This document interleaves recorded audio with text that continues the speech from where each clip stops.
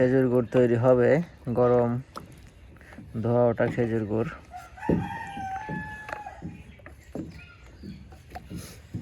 খেজুর গুড় জ্বালানো শেষে কিন্তু এখন ঠান্ডা করা হচ্ছে এভাবেই। একদম সুন্দর একটা কালার। কয় কেজি হবে এটা? 7-8 কেজি।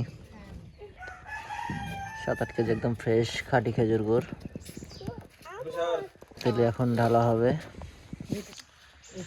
গরম গুড়।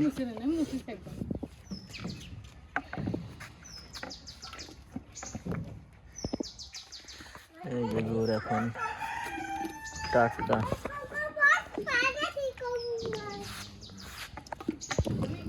কি সুন্দর একটা কালার আসছে, একদম টকবক করতেছে গরম গুড়।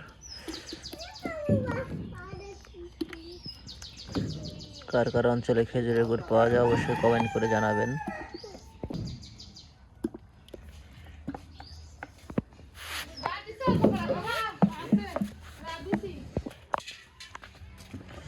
একদম ঠান্ডা করা হচ্ছে।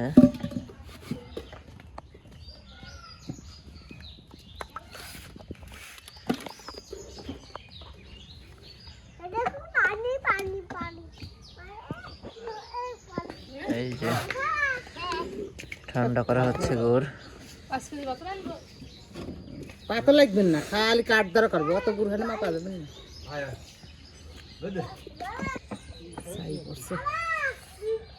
ধোয়া ওটা গরম গুড় টকবক করতেছে।